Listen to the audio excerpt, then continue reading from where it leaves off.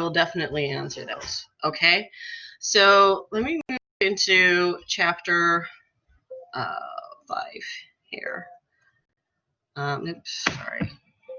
And I will pull up. No, I'm sorry. Pull up the. Okay. Okay, baby. Pull up chapter 5, and we will start working on that. Just a minute. We can do that. Okay. You want. All right.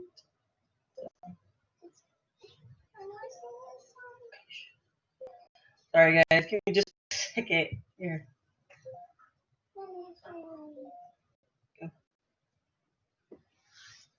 All right. So we're going to be talking about chapter 5, the ends of empire. Let me make sure. I'm sorry that. Okay, yes, audio. All right.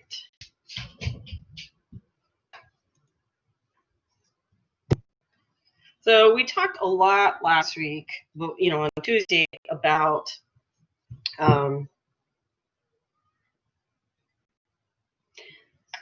different imperial wars, right? King William's War, Queen Anne's War, King George's War. And so the French and Indian War, which the video alluded to, was at the tail end of that. And it was the last of those 4 wars.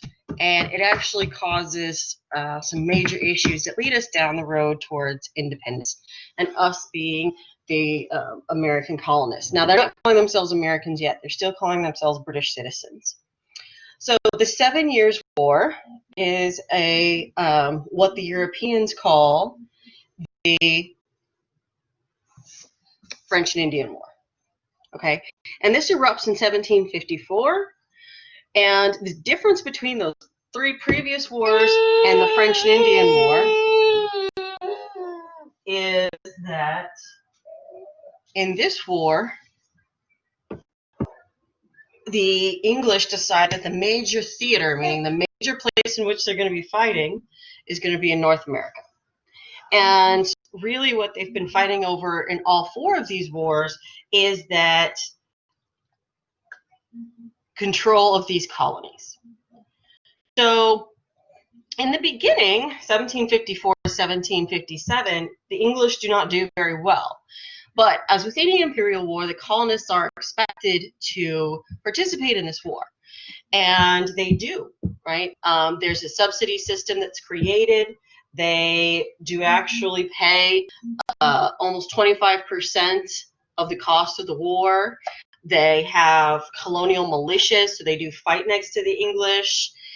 And the English bring over huge amounts of troops, right? This is supposed to be the final war in this series of wars, and the English are done fighting about it. And so they are going to just come in and go all out. So you have the British Navy having large transports of troops, blockading the French access to the colonies in North America.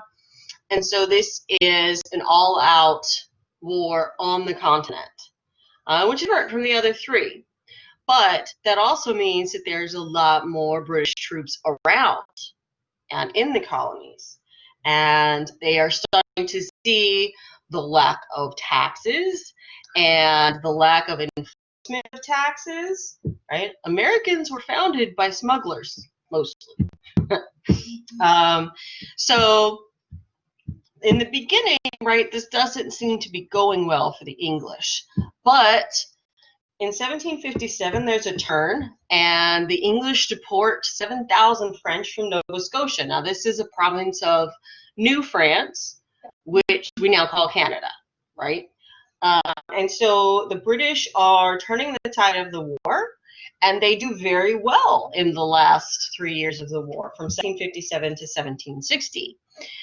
Now, the French are allied with the Native Americans. So we call it the French and Indian War because it's the British and the British colonists against the French and the Indians, or the French and Native Americans. Okay, and so the Native Americans have allied themselves consistently with the French. Okay, so this isn't really anything new for them. Unfortunately, though, it doesn't turn out well for them. William Pitt is the finance minister for the king and the British crown. And what he organizes is this subsidy system that the video alluded to.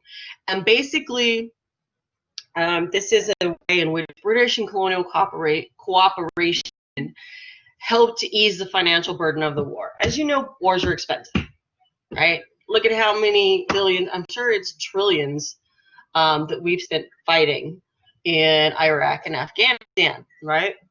I know that some of you, since we're so close to September 11th, we're very, very, very small on September 11th, 2001. But pretty much since then, we've been at war with Afghanistan. They call it the War on Terror, but in Afghanistan and Iraq, and we're still there, right? So think about, it's been 19 years. So for 19 years, the United States has been funding their war on terror. How many trillions of dollars we've spent, God only knows, right? But it's the same back in the 1700s. Wars are extremely expensive, okay? And so by shipping all of these goods and war machinery and troops and using the British Navy, not only are they incurring a lot of wartime expense, but they are disrupting the economic activity in North America. There isn't a whole lot of trading going on while everybody's at war. The Spanish do come into the French-Indian War, but on a very low-key instance. They support the French, but they do not send troops or navy. It's only through money. They lend them money, but the British are not happy about that, and they don't see that as any different than sending troops, right? So you start to see a way in which they're trying to offset the cost of the war by increasing colonial funds into the war effort. And to be fair, colonies do fund about 25% of the war effort, but again, that's 25%.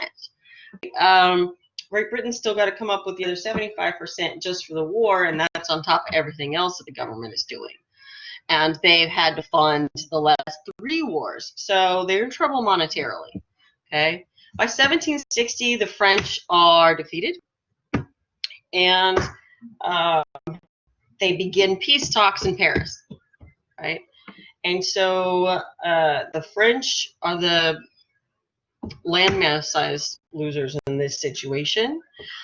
And they come up with the Treaty of Paris in 1763. So in the 1763 Treaty of Paris, France cedes all North American claims. Okay? In other words, France loses all of New France, all of Canada, and they lose Louisiana. Okay? They give half of it to the English, and they give the other half to the Spanish as a concession for being on the losing side of this war, right? But the people that are not talked with or not involved in this peace negotiation are the Native Americans. And this is a problem, right? Because in all honesty, they had the most to lose. The French are Europeans, the English are Europeans. It's the colonists and the Native Americans who actually live there, right? All right, so British gain control of the French fur trade. Hold on, sorry. Let me pull this back up. We have something going on in the chat here.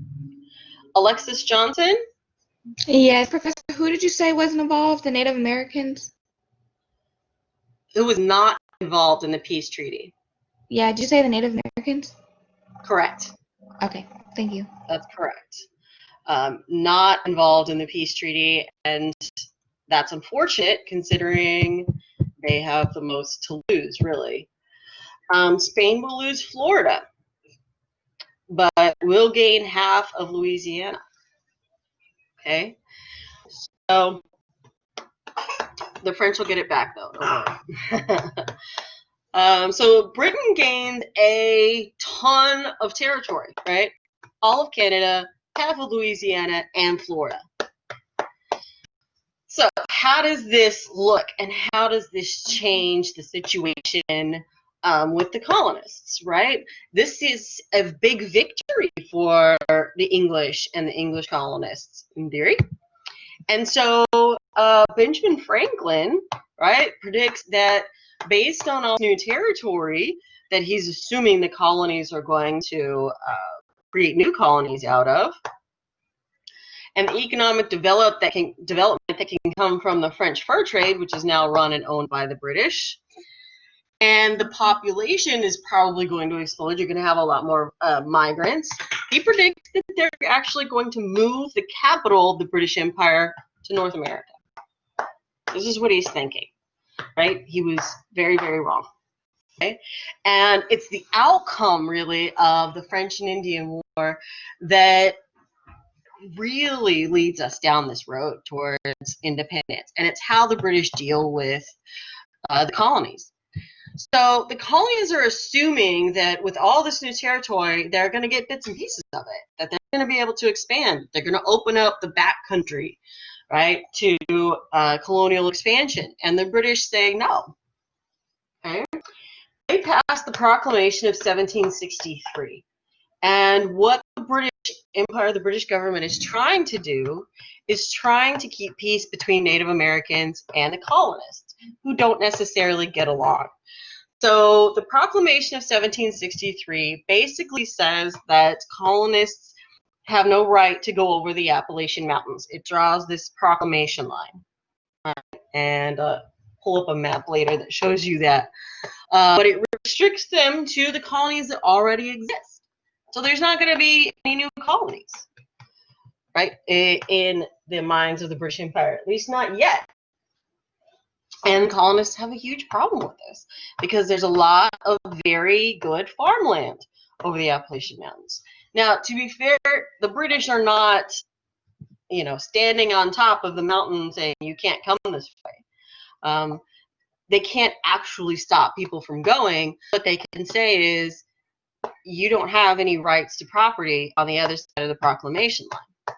So yeah, you can go and build a house, but you don't own that property, and at any time, Native Americans or other settlers can come take it, and there's nothing you can do about it. Okay? They call it squatters' rights. And the British are saying, no, stay on this side of the line, and it's an attempt to make peace with the Native Americans that are in the interior. Okay? Unfortunately, it doesn't work all that well because the British Army is also irritating the Native Americans, and there isn't a lot of respite from conflict. Okay?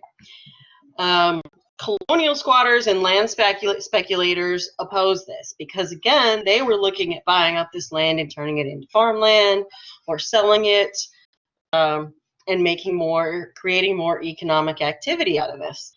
And now they're being told no. Okay? In the middle of the French and Indian War, George II dies, and his son George III takes over. The Georges are not a very stable family. The Hanoverians are not very stable. But either way, George III is probably the worst. He's got the nickname of the Mad King George, right? Modern psychologists and historians agree he's probably bipolar, but also manic depressive bipolar. So he had periods of mania and then periods of severe depression, in which place he would lock himself away and basically refuse to do anything because he was severely depressed, and therefore leaves the country, for months at a time without the king. And although it's largely ceremonial, they actually need him to, say, open parliament and to sign off on new taxes and regulations, etc. So he's a bit of an issue. But he does want to assert his power, and he's looking at his rival in France, who has an immense amount of power. Okay, he's trying to emulate that, and it doesn't work out well for him. But trying to increase monarchy or authority of the crown just causes more and more problems, right? And again, we talked about the British government are facing massive war debt. So George III assumes the throne in 1760 and finds out that he is broke. That Daddy and Granddaddy spent all the money, okay? So what's he going to do? He's got to keep his government afloat. So he hires a series of financial ministers. And the issue there is that he hires one comes up with an idea about how to fix it. There's issues in the colony, so he fires the guy. Then he hires another one, right? And this repeats itself over and over again. And the issue is not just that they have massive war debt, but that the monarchy is not curtailing its spending. So while he's broke, that doesn't mean he's not living the good life, right? He is spending money he doesn't have. And if you've ever seen a picture of him, he doesn't miss too many meals, okay? So this is becoming more and more problematic, especially in the New World. And so then they decide, you know, as a government, how do you raise money? You tax people, right? So they begin to, William Pitt was the first financial advisor that created the subsidy system. He's fired. Then you're going to have a guy named Greenville, and we'll talk about him in just a second. He's going to issue some taxes. And so you start to see this over representation. Now, in Great Britain, in London, they have a parliament. And the parliament is made up of two houses, which is where we get our idea of having a bicameral system, right? The House of Lords and the House of Commons. The House of Lords is hereditary. You get from titles. You have to be a lord to be in there. The House of Commons is where the people are elected, right, from their certain district. So what the colonists are after is representation in Parliament. And what they're saying is that legally, you can't tax the people unless they are represented in English law. And so Parliament and the Crown balk at this by saying, well, you are represented. And the colonists are saying, no, there's nobody in Parliament from Virginia or Massachusetts or Georgia or the Carolinas, right? And so they come up with this theory. The English say that the colonists have virtual representation. In other words, there's all the Parliament coming together to meet, and they are making decisions to benefit the entire empire. That they don't make decisions just based on one area. So you are virtually represented because as being part of the empire, you are having decisions made that are the best for everyone concerned, right? And that doesn't work. That doesn't work for the colonists, and it doesn't fly, right? The colonists want direct representation. So direct representation meaning, sorry, hold on. They want people from Virginia to be in Parliament. So they want to select members of Parliament from each colony and have them travel to London and make decisions there. And the English are opposed to this. Primarily, like on the first point is that they have this kind of superiority complex, which we've talked about before. In other words, they don't feel that the colonists they don't feel that any of their colonies really need representation in Parliament.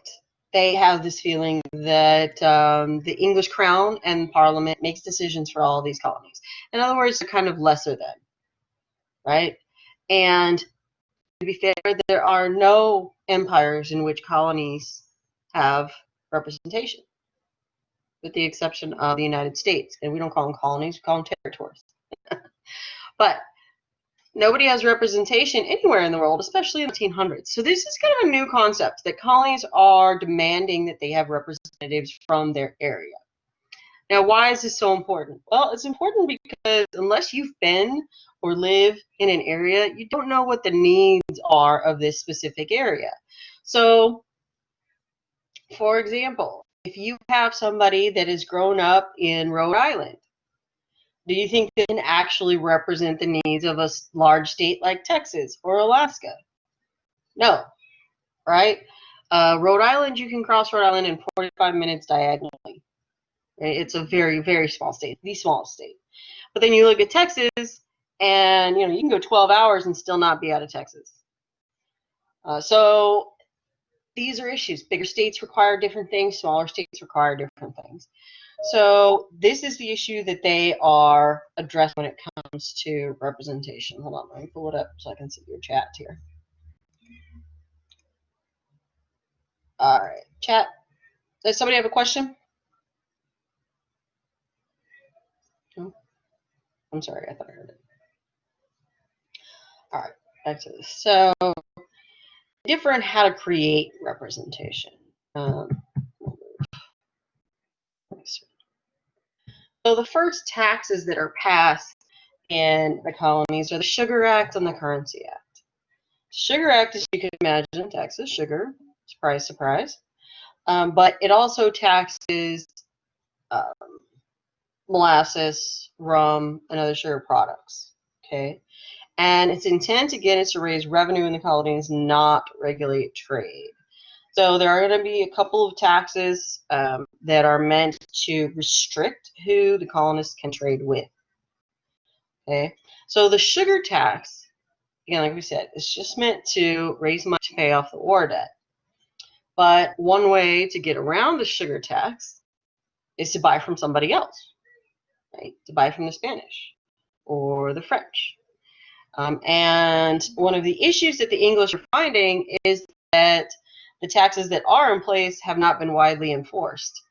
And so it's very easy for British colonists to just go down to the Caribbean and come back with goods and not pay taxes on them, right?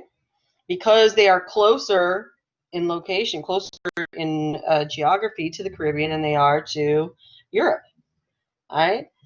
And the second act is the Currency Act of 1764, and it says that colonies cannot print their own money. They need to be using the English pound, which is the name of their currency, still is. So why outlaw colonial money? First off, changes if you move to different colonies. So each colony has their own form of money, and that's not going to work, right? The second reason is that colonists don't have anything to back this paper money up with, and the British do.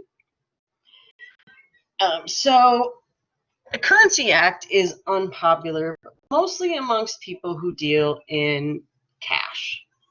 Okay, so it's going to be business transactions mostly, those in New England.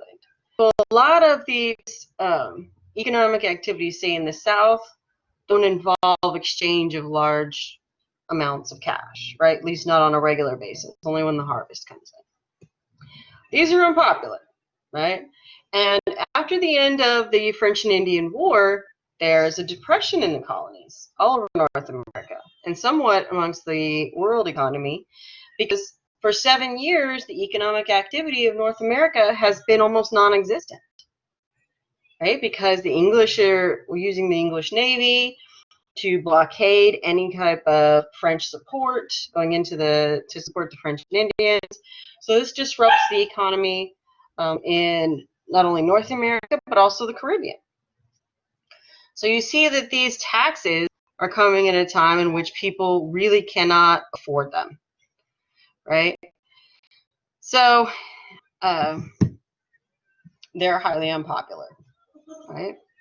People begin protesting these different taxes, but in the beginning, right, it's not very coordinated.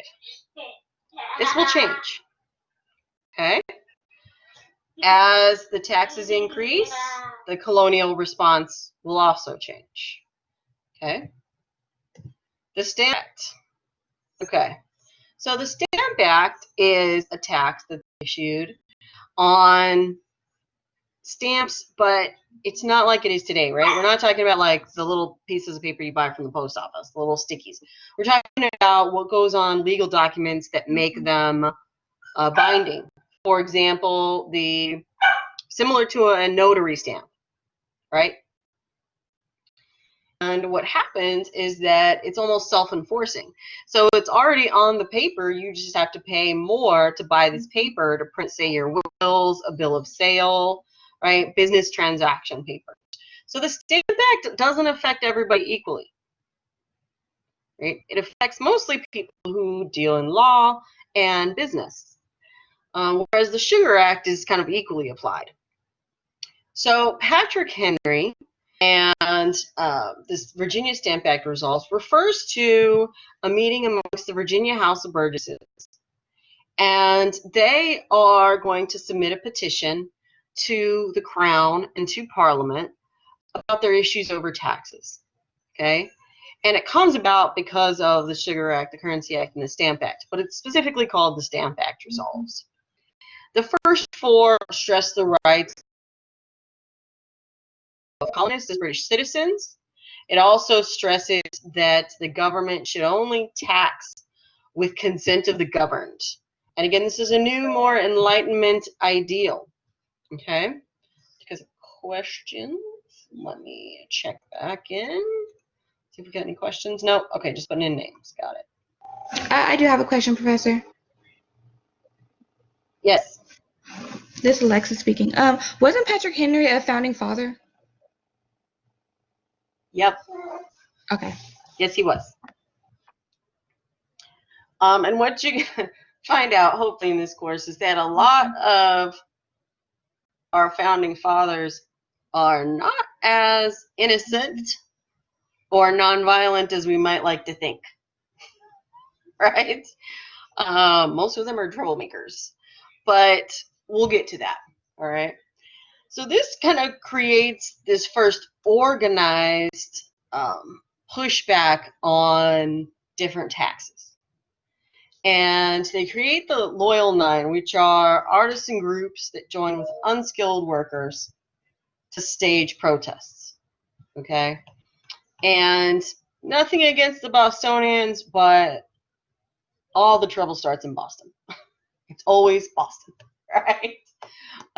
So this is kind of the beginning of the, like I said, this conjoined effort to push back on taxes. One of the lasting effects of the French and Indian War is that colonists have been serving together with the British Army. So now you have widespread communication amongst all 13 colonies, which may not necessarily have been the case before, right? The stamp collector agrees not to collect the taxes. So they've intimidated this man into not doing his job, and he is appointed by the Crown. So you can just use your imagination on what kind of intimidation they were using, but apparently they scared this man enough to where he didn't do his job. And by not doing your job that you're appointed by the king to do, bad things happen, right? Especially when you have somebody like Mad King George on the throne.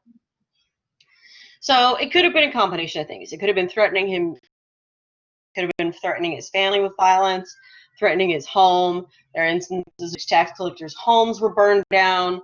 I mean, they were serious, right? Like I said, there's not just innocence going on here. Violence was something that was almost readily accepted in the 1700s. It was a much more violent time. But this is a problem for the English crown. Now, not everyone in the colonies was on the same page as far as this is concerned. The South were more than willing to follow with the boycotts because it meant they'd have to spend less money. And farming is not always very profitable, right? The elite and the artisans are fearing kind of a shakeup of the social order.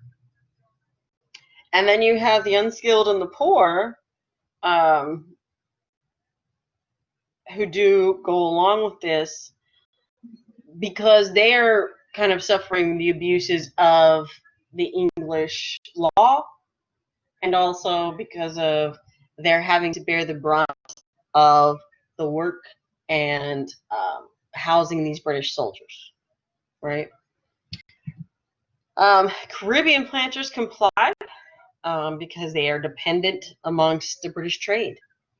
and Britain is providing protection against the enslaved people that are on the islands. You see the plantation owners and the Europeans that are there, or people of European descent, the white people, are largely outnumbered by the enslaved Africans on these islands, more so than anywhere else in the world, with the exception of maybe Brazil.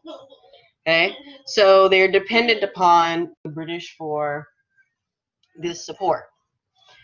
Now, it's important to note that when we talk about revolutions and rebellions, in the world's history, especially up until this point, people aren't really willing to go to war over this stuff unless their basic needs are not being met. In other words, they can't eat and they can't provide for their family as far as shelter, and they feel that their children's lives are in danger, that's when they will go to war. Usually people are willing to put up with a whole lot as long as they can keep their children safe, they can feed their family, and they can provide shelter. Okay? And so, and this transcends not just war, but if we look at, say, immigration, these people are willing to go to extraordinary lengths to get to the United States because their basic needs are not being met. Right? And so even though it's very hostile towards immigration right now in the U.S., they're still trying to get here because at least here they can get those basic needs met. And so you see this in the world as far as revolutions go, with the exception of the American Revolution. Okay? This is the one that doesn't fit that mold because they have all those things. They're not unsafe. They're not starving. They have shelter, right? They have law codes. They have, in some instances, fairness under the law. But this American Revolution is going to be based on these ideas and these principles against taxation and representation. All right, the Sons of Liberty. The Sons of Liberty group, I often describe it as like a fraternity, but it's a secret group in that nobody really knows everyone that was involved. Okay, they don't keep lists. We have pretty good ideas about major players, but they aren't going to keep lists of people that are members because they want to remain anonymous. And the Sons of Liberty becomes an illegal organization. As the English start to hammer the colonists about assembly and things of that nature, these organizations become outlawed. Right, so they're part of an illegal organization. That's why they don't really have a full list of everyone that's in it. But it is intercolonial, and they organize the boycotts and the pushback on these taxes. In addition, you have the Daughters of Liberty, right? So you have the female version of this group. And the Daughters of Liberty are really important as well because who does the shopping? Right? The women. Who does the, who makes sure others aren't shopping? The women. Right? So somebody's got a puppy. The Daughters of Liberty are very important as far as kind of holding up the idea of the boycott. Because they're the ones that aren't going to buy the goods, and they also know who is and who isn't buying. So a lot of these groups work together. And they are also throughout the different colonies, not just from Massachusetts or New York. So they are important. All right. Opposition and repeal. So this is where we start talking about the relationship between the colonies and Great Britain, or between the colonies and England. So England looks at itself like the mother country, right? The British Isles, like colonies kind of as children. And this kind of plays into what we're talking about here. So opposition and repeal. The Stamp Act is unpopular. So they send this petition to Parliament. The Sons of Liberty are protesting. The merchants are organizing embargo. And the new financial minister, Rockingham, repeals the Stamp Act. Okay. And so they go back on it. what effect does this have on the relationship? Well, let's say you go into a store and you have a small child and they want candy and you say no, right? It'll ruin your dinner, whatever. You can't have any more candy today. And the child throws a fit, screams and yells and throws themselves on the ground, right? So you relent, so you give them the candy and you leave the store. Peace is restored and you're able to check out and leave the store. But what does that teach the kid? It teaches them that anytime they don't get what they want, they throw a fit and you'll give in, right? So same situation here. Great Britain has passed the Stamp Act. The colonists threw a fit. Britain gave in. So you can see that they're going to use the same methods over and over again because sometimes they work, right? In the first instance, they absolutely worked. All right. Now, as he repeals that, they also put in a little stinger, and that is the Declaratory Act. Now, colonists see the repeal as a success and somewhat neglect this kind of underhanded, rider that English stuck in there. The Declaratory Act says that Parliament has the right to tax the colonies, period. Full stop. Doesn't matter if you don't have representation. Okay? It's Parliament's right to tax the colonies. And in this sense, the colonists are second-class citizens because they don't vote on their representatives. They don't have a voice in Parliament, but are forced to accept whatever laws come out of Parliament. So as a colonist, you have less rights than an English person. Even though you're both English, even though you both are under the crown, and you're both part of the British Empire, you have less rights than they do, based solely on geography and where you are. Okay, so Townsend, right, Rockingham repeals it. They pass the Declaratory Act, but there's not enough money coming in, so George fires him. Right, we went through Pitt, Rockingham, Grenville. We're up to Townsend, right? This is his fourth finance minister in about 4 years. And Townsend passes a series of taxes called the Townsend duties, right?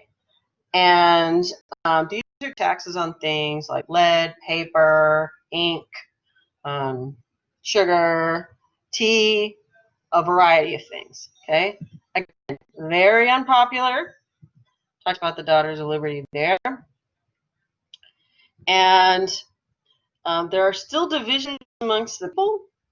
The merchants are not happy with the boycotting because it hurts their business, right? And the solution to the Townsend duties is that the colonies boycott all the goods they are taxing. And so the boycotts, again enforced by the Daughters of Liberty, are not always popular. As you see, the merchants are hurt by this because people aren't buying goods.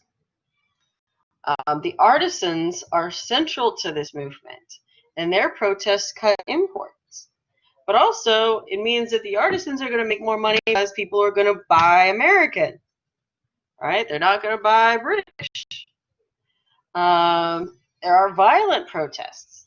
The colonial elite become scared because they think, this could go real bad real quick. And what are we going to do about this, right? If we don't have the British to defend our status and we don't have the British to keep everybody in check, what are we going to do about these issues? In 1770, the English do it again. They repeal all the taxes except for tea. Salaries on tax collectors are postponed until they do their job. And the embargo on imported goods is diminished in the colonies. In other words, they allow more goods to come in. So the colonists, once again, have been given what they want because they threw a fit. Right? So this just kind of reinforces this bad behavior, if you will, right? This idea that you protest. Now, from the colonial perspective, they don't see it that way, as you can imagine. They see this as kind of an ongoing conversation to establish what exactly their rights are within the empire.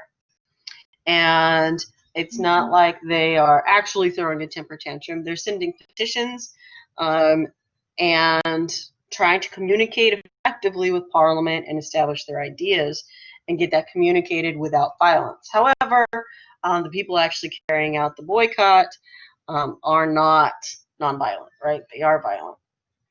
And in essence, they're saying when the petitions don't work, you hit them where it hurts and you hit them in the pocketbook. And to the British, it does hurt. And it hurts a lot. So that's why it's so effective, right? Now, as we get on to confrontations in Boston, like I said, it's always Boston. We have something happen in 1770 called the Boston Massacre. It is not actually a massacre, right?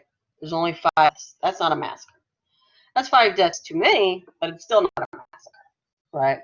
But the Boston Massacre is known by that name because of the propaganda that the colonists put out about these terrible British that are coming in and doing terrible things to colonists with no recourse.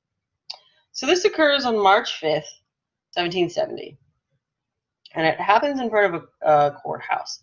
And so there are British troops stationed there to protect the government proceedings.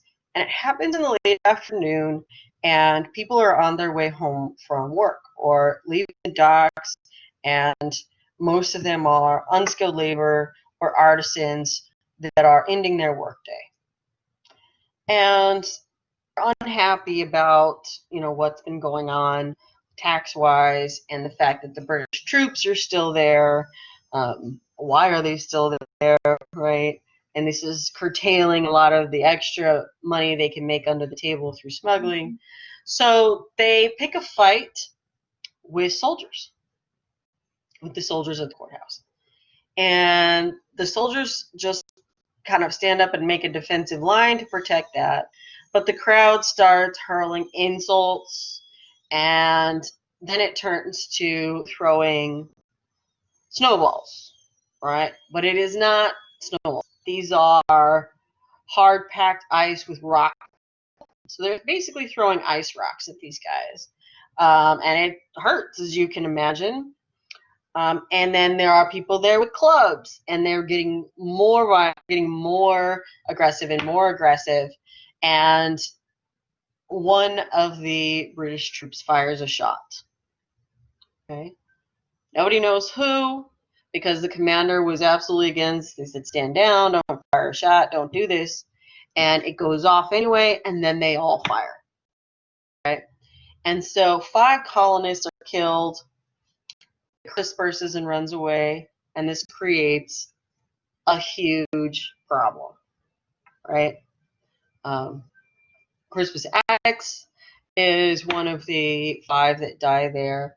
He is a free African American in the area. The video called him mulatto, just meaning that he is biracial. And he's an artisan, and so he was a part of this crowd, and he's killed in this attack. Now, what are the ramifications of this? Under colonial law, the British troops have to be tried in Boston, and they are. Okay, Boston holds a trial of these men, including their captain, and John Adams, our soon-to-be 2nd president, defends them in this trial. He becomes very unpopular, but he defends these soldiers successfully. They met out punishments. The commander's punished. The people who actually fired shots are punished. But they receive a fair trial and fair punishment in the colonies. However, the Sons of Liberty, right, and Paul Revere creates a picture and then prints it in his newspaper, and it's up and down the colonies about how the British massacred Massachusetts colonials, right? So it becomes into a propaganda tool, and then the British government has a law that says all British officers, either part of the military service or any crown-appointed officials, have to be tried in London because they don't think they're going to get a fair trial in the colonies. Now, why that is, we don't know, because obviously the soldiers here definitely got a fair trial, but it's just one more thing that kind of sticks in the craw, irritates the colonials. Again, these incidents. Samuel Adams, cousin to John Adams, and committees of correspondence. Sam Adams is definitely in the Sons of Liberty, but he's also part of the committees of correspondence.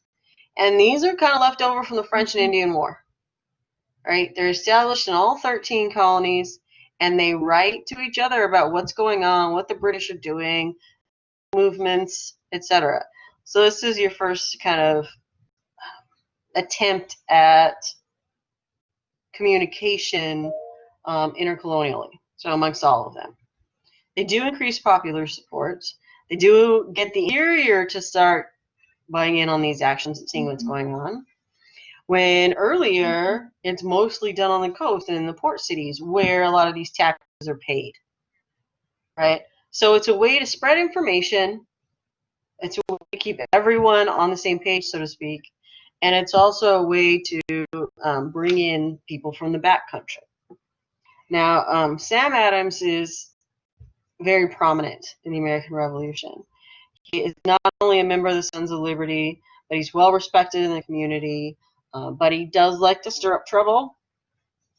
He's not as educated as his cousin John Adams is, but he is definitely an integral part of everything that's going on, especially in Boston. The Boston Committee asserts that these rights, life, liberty, and property, which should sound familiar, are what we would call unalienable rights, rights that cannot be taken away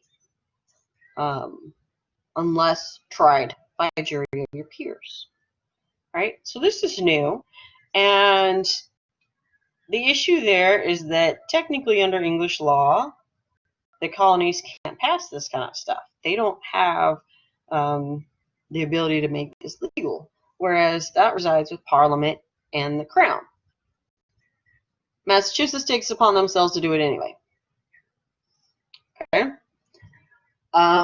They think of themselves pretty highly. And this contrasts with their earlier statements.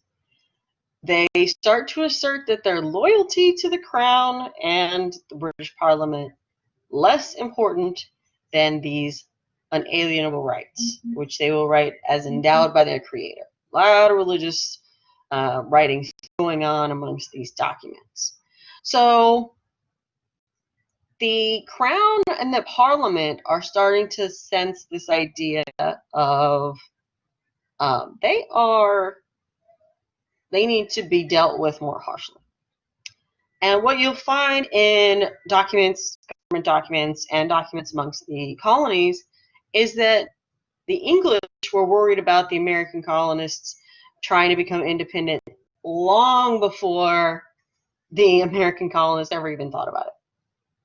You have people writing in, the early 1700s. You got to watch these colonists. These arts, they might try and become independent. We really need to control them, control trade. And the English were worried about that.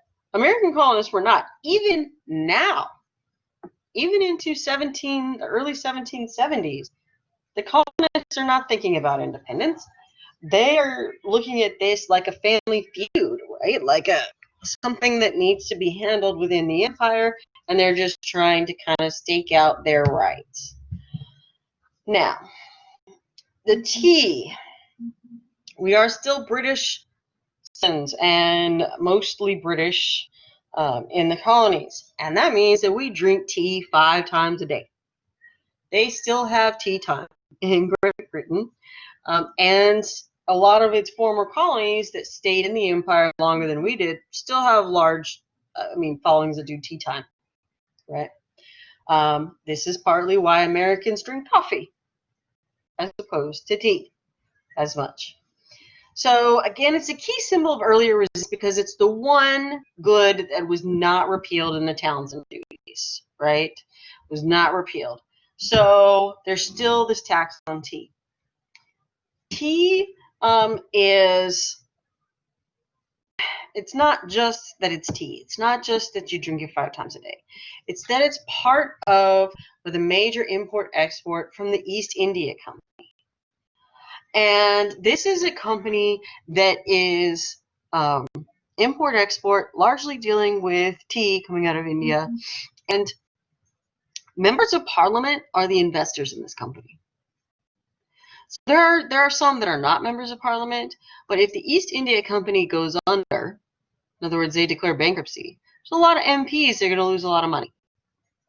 So this is why it's important to have direct representation, because now these MPs are going to make decisions that benefit only them and or the British Crown, not the colonists, right? So the Tea Act of 1773 not only enforces the tax on tea that was already there, but it says you cannot buy tea from anyone else.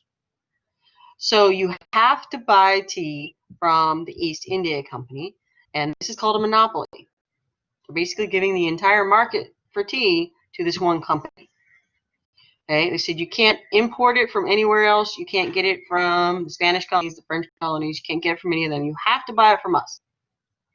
Okay, and this really irritates the colonists real bad, right? Mostly because they drink tea all the time. So these taxes and this act, the Tea Act on 1773, not only irritates the colonists, but makes them think that this is only the first to a bigger program in which England will monopolize all of the trade in the colonies in an attempt to bolster the treasury, to make up money. And so the Sons of Liberty and the other committees of correspondence organize a boycott of tea. And again, if you don't know what boycott, just means you're not going to buy it. Okay? And so this is kind of working because they can't make you buy something, right? However, there are rules when it comes to produce that comes into port, and they're still there today, right? Once you bring, let's say, tea, we'll use the tea, but any kind of produce into port, you have 30 days to offload it or it's sent back, right? Because at this point it's spoiled, and nobody wants spoiled produce. So the tea, it's the same rule that's going on with tea in Boston. They say you have 30 days to offload your goods and sell them, or you have to take your goods back. You have to leave with the goods. So nobody's buying tea. So these ships are sitting in the harbor loaded with tea from the East India Company, and nobody's buying it because of the boycott.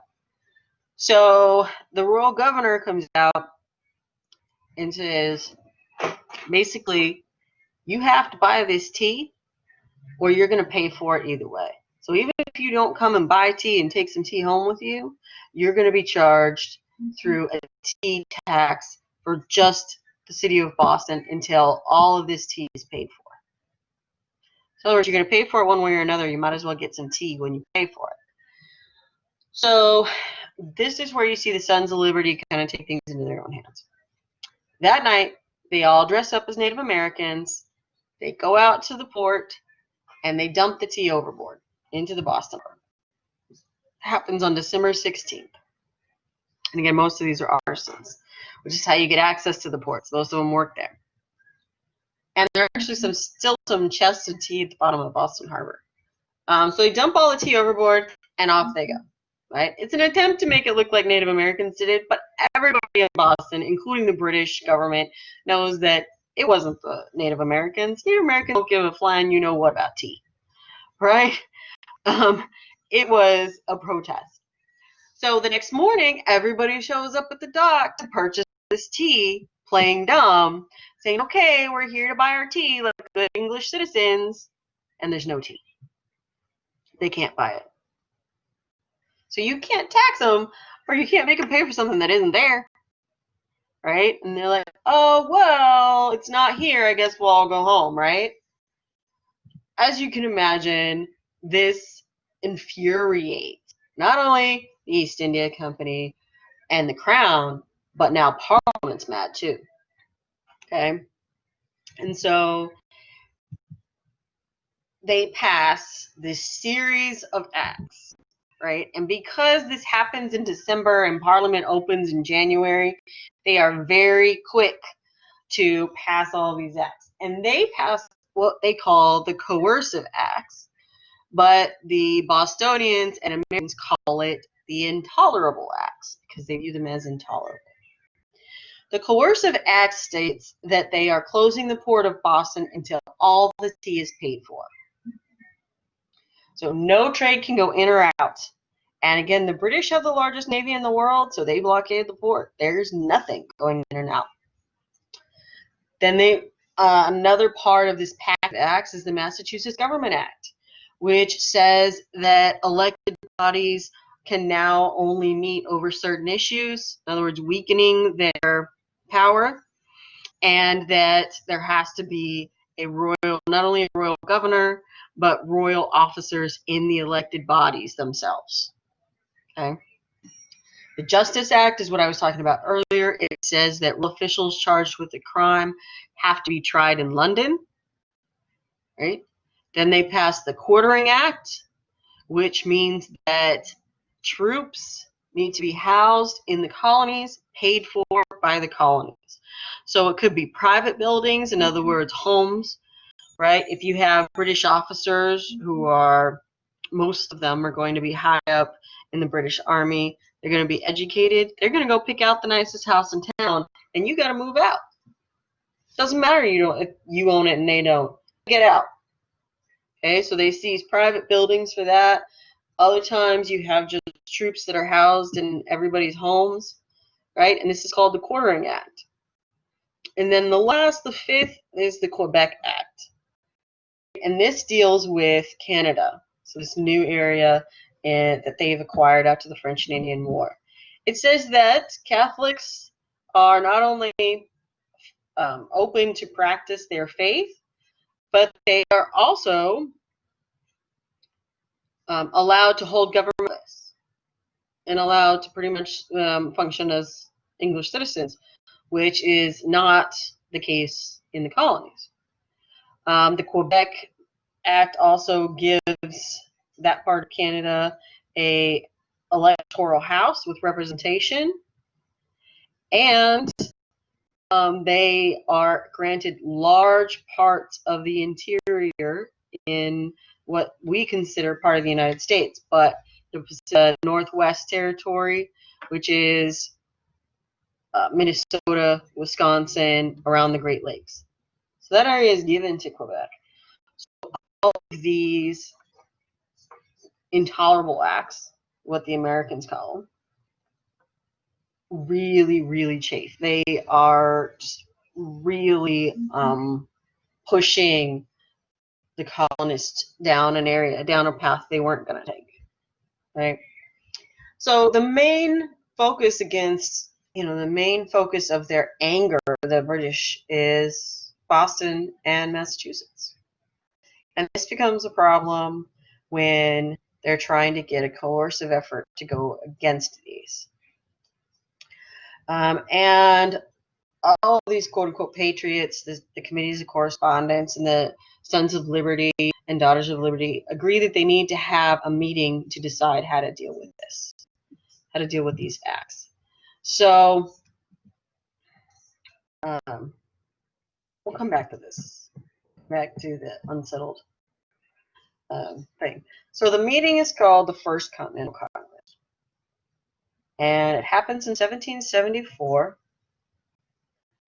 Everybody but Georgia is represented in Philadelphia, and that was not by design.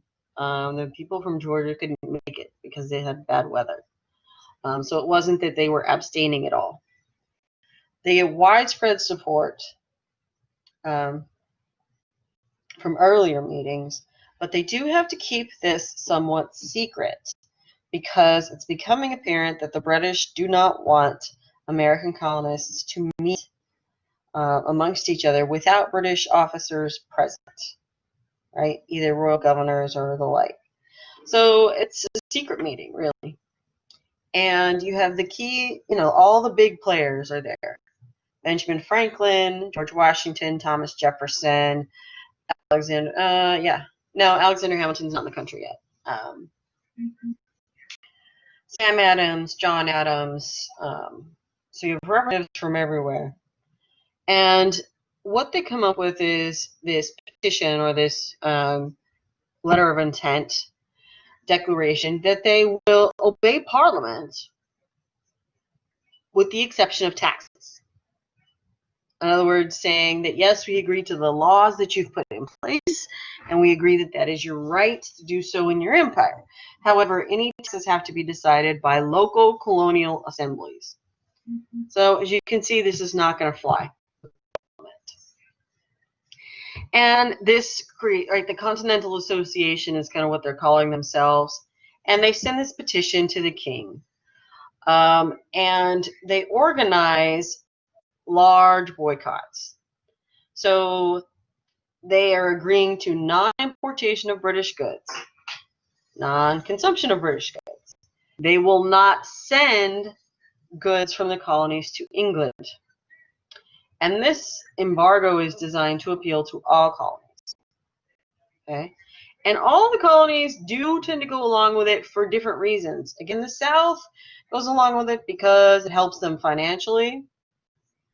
New England goes along with it because most of the taxes are aimed at New Englanders, right?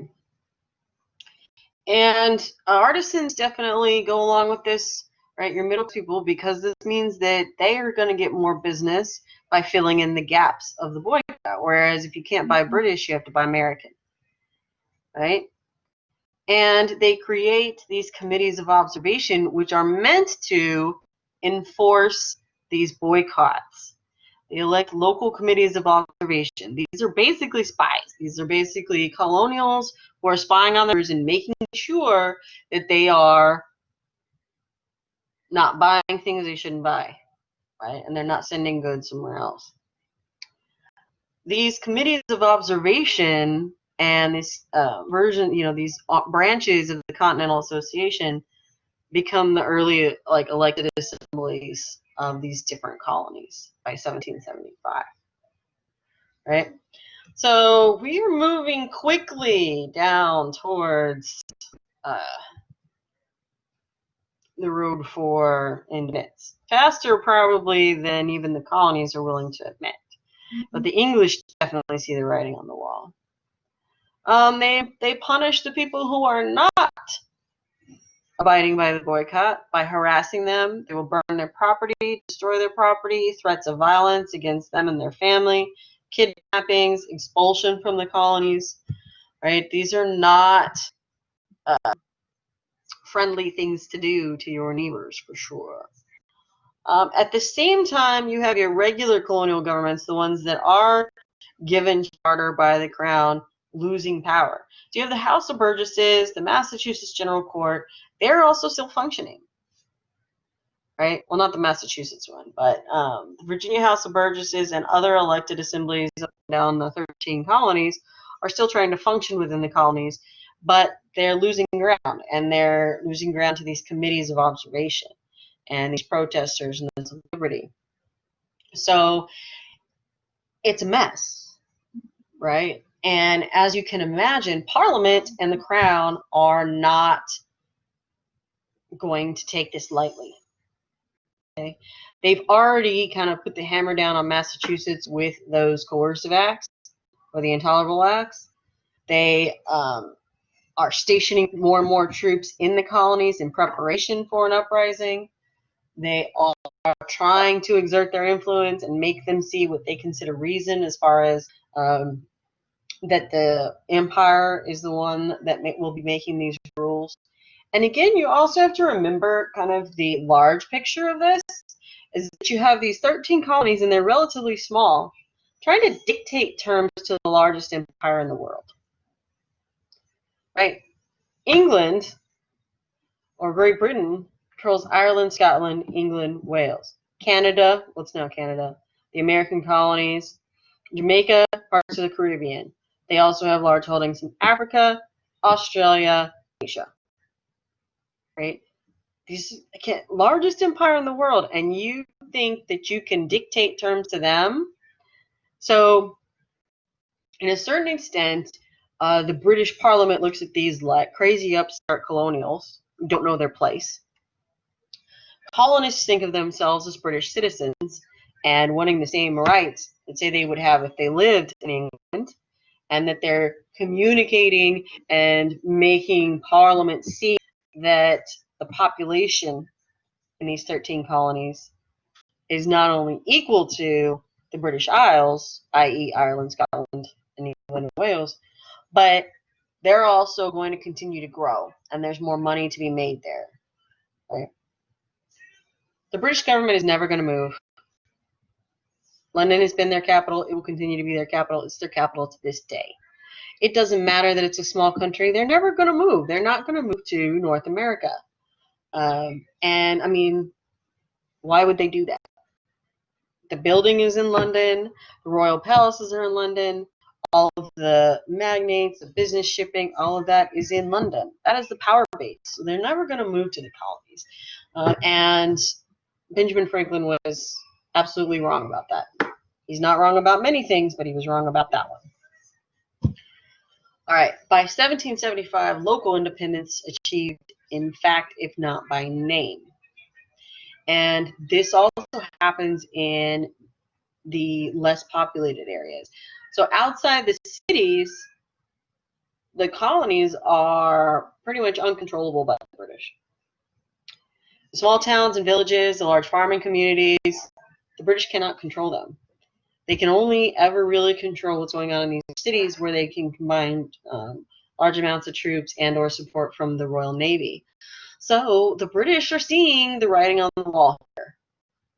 And unfortunately, they did not see the path to ending this through diplomacy. They only thought that brute force was required and would hammer these colonists into submission. And they were wrong. All right, so I'm going to stop that there today. There